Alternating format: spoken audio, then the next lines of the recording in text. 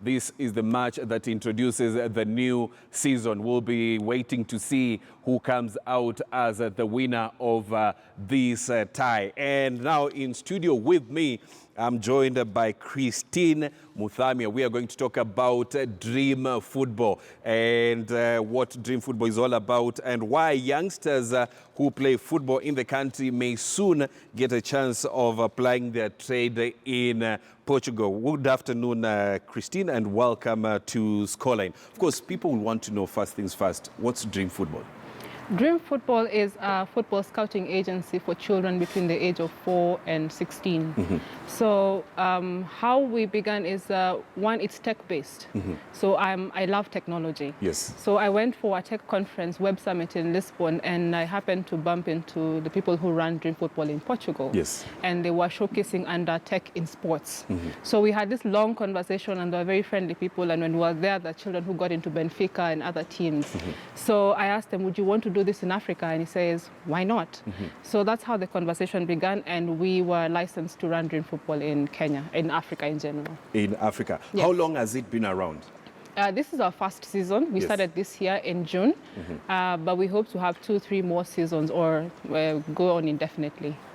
Of course, we'll want to know more about Dream Football and how it has been so far. Which areas, which regions have you been to, and what impact? Okay, before even we get into that, you said that this is tech-based. Yes. How does it work? We have an app. You can download the app on iOS and Android as well. So when you can just record any child anywhere and upload it immediately, and the scouts are viewing from Portugal and other parts of the world. Mm-hmm. So if a child is good enough, they will call you up and get the details of the child. But for now, we are scouting using the application as well. So wherever mm-hmm. we go, all our videos are uploaded on. So is it an application that you download, or yes? What? It's an application. Yes. And where can you get it? Is it on the Android Play Store? Yes, you can get it on the Play Store and yes. the App Store as well. Mm-hmm. So just download it. It's very easy to use, actually. So mm-hmm. when you download and you just tilt your camera, it automatically records the child as they play. So the more you record, it just keeps uploading as you record. Mm-hmm. It's that simple. It's that simple. That simple. And where did this interest of, let me get this back to Kenya mm-hmm. and see how it can work come from? Okay. One, I love children. Yes. So when I heard what it can do for children, because it's not just about football, it's yes. about raising a child in the football way. Mm-hmm. So we crafted it in a way that what I would want my child to experience is what we're giving other children. Mm-hmm. So one, our 4 aspects are nutrition, mm-hmm. physical fitness, education, and mental health or life skills. Yes. So we're providing this infrastructure for the child for them to grow up in that way. So when you reach a child who's 4 years mm-hmm. and raise them in that way, by the time they're 18, they're actually superstars. So we are creating, let me call it, a pure breed of African children who can play football, mm-hmm. who are free from all other external, what prevents them from playing football. Mm-hmm. So that's what Dream Football stands for. So we protect this child and raise them in the football way. Mm-hmm. How was the reception once you brought it back to Kenya and said, we can do this? We have an app that you can record somebody who is playing, and he can be viewed, his skill can be viewed in Portugal or any other part of the world. How was the reception when you brought that? We were overwhelmed. Mm-hmm.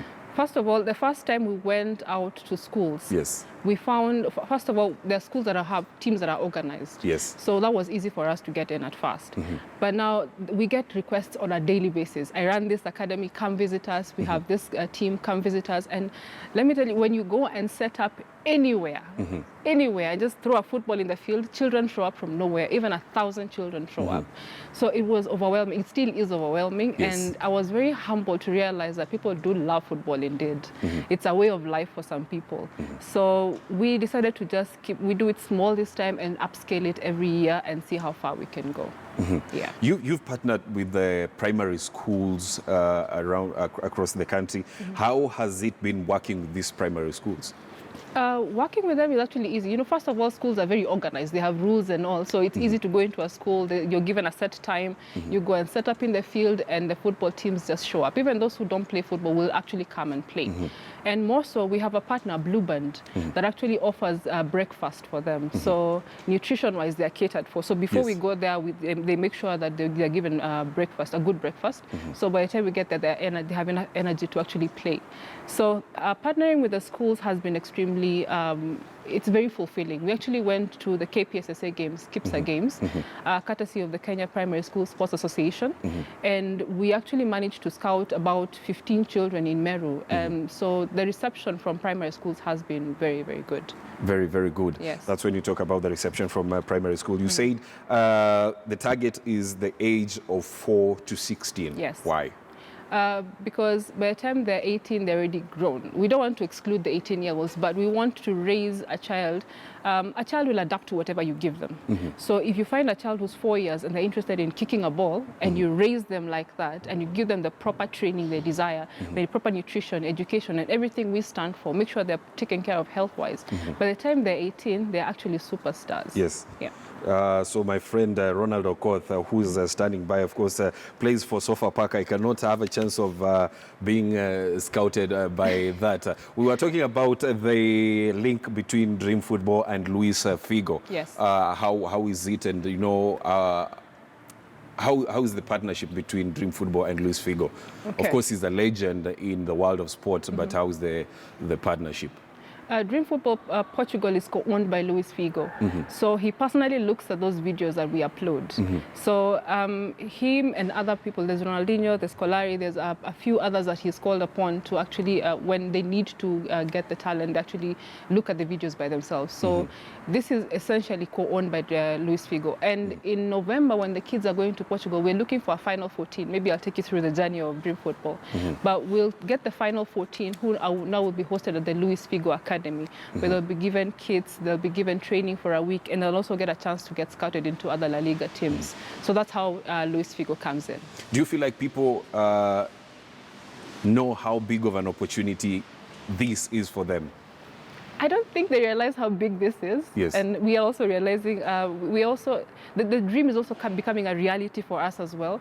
So the more you go on ground and the more you meet the children, and we're even overwhelmed, we don't even know who to pick, because I wish we had the opportunity to pick as many as we could, but we can only do 14 for this year.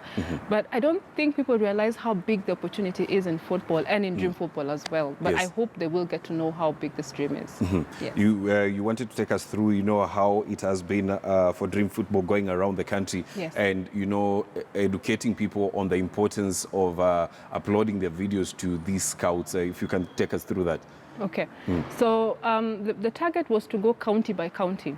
We started with Nairobi, and then now we go all over. Actually, the team is going to Mombasa tomorrow. We've been to Nairobi, we've been to Kiambu, we've been to other areas around Nairobi. Yes. And then now we've gone to, we were in Busia last week, Siaya, Kisumu, and now Mombasa and Kajiado. Yes. So the point is to get 44 talented children. Right now we have more than 44, so we need to narrow down to a team of 44. We have a boot camp for them in November, the first week of November. Yes. Where we put them in a secured facility and take them to training and just sift through them and get a final 14 who now go to the Figo Academy for a week and the last week of November. Yes. When you talk about, you know, putting them in for boot camp, so does it mean that the Kenyans who upload their videos on Dream Football, you sift through that and then have these 44 in camp? Yes. And it's purely based on merit. We actually don't get to pick. We just provide the videos and a platform for uploading the videos. So who gets to pick? The team in Portugal gets to pick. So it's not the Kenyan team that picks the people that will go into camp in November. Yes. They'll have to be picked by the team in Portugal. Yes. But my question will be, you know, just seeing somebody do something once,